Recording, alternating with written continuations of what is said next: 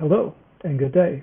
My name is Stevan Younkin, and I am excited to present to you today on the topic of the impact of COVID on transportation in Iowa. The intent of this presentation is to provide you with a 30,000-foot overview of what's been going on in transportation the past 3 months in Iowa and provide some, hopefully, lessons that we can learn from this, some opportunities to proceed, and some ways that this can also apply to other places. Before that, though, a little bit about myself. I graduated with a bachelor and master's in civil engineering from Iowa State University. As well, I got a certificate in geographic information systems. Since then, I keep busy as a traffic engineering consultant, and I also help teach periodically at the local university here. It was at the university that I had the pleasure of meeting Dr. Sharad Valankar through mutual friends there, and I'm grateful to him for this opportunity to present to you all. And with that, let's begin the presentation. This presentation will cover, very briefly, some background. Secondly, we will cover the impact of COVID on transportation in Iowa, and finally, what has been Iowa's responses. Now, just a very brief point of comparison, since I believe not many people know about Iowa. We are about 40 times smaller by population than Maharashtra, about half the size in area. We both have very developed highway systems. Here's the big divider, though, at this moment. Iowa currently has 10 times more confirmed coronavirus cases, as well as, unfortunately, nearly 10 times the number of deaths. As I said, Iowa serves as a major connector in the United States.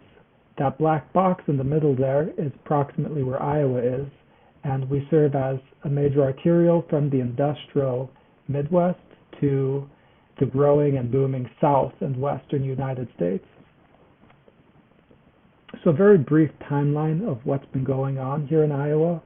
Back in March 5th, we reported our first cases. On the 17th, we closed many businesses and government offices by order of Iowa's governor. By May 5th, we were opening much of the state back up to business. March 28th, bars opened to 50% capacity. And as of this recording, we are continuing to see more and more businesses open up. All of this is in the face of rising numbers of infections and deaths in the state. Now, a major impact of this virus has been on state traffic volumes. Through some permanent data collectors we have established throughout the state, we found that at its peak, approximately 50% fewer vehicles were driving on our roadways than in a typical time period. This was especially pronounced for interstate and local traffic. Rural traffic, represented by the green line, was not as low, for those users were not really had the luxury of staying at home when they have to drive to attend any vital services that they may require. Now, the Iowa DOT is the agency which is in charge of all transportation in our state, and the governor mandated that all facilities should remain open, both our highway rest stops as well as government driver's license stations. Now, the governor has been doing her best to try and keep everything running. I believe partially of that is due to our role as a connector in both providing much of the nation's food, grains, as well as providing an important nexus for transportation.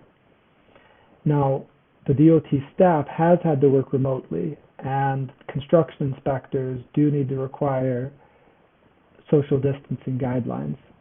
However, apart from that, there has been relatively limited impact in terms of the operations of our transportation administration. Now, a big impact that I believe will come out of this is on funding. While our roads deteriorate over time, funding is not always constant. The DOT just released a few weeks ago our $3.5 billion 5-year transportation plan, our state's roads are among the worst in the nation in terms of their deterioration. We expect to lose approximately 35% of budgeted income through fuel tax and vehicle registration fees. Now, while this is a huge hit to our budget, we also expect that there will be some federal stimulus funding to make this up. Another impact that we've seen is on safety, which is actually a positive. We've seen only 81 crashes to date in our state, which is about as low as it's been since 1930s, likely. Now, this is due largely to simply the large numbers of people not driving. Nationwide, though, we do not see the same drop in crashes. This is largely due to, while people may be driving in smaller numbers, they are driving faster, which is a leading cause of traffic fatalities. Faster speeds have a higher rate of fatal collisions. Now, that was at the state and national level. At our local level, for our cities and counties, they've had to close their offices for the foreseeable future, but construction still goes on.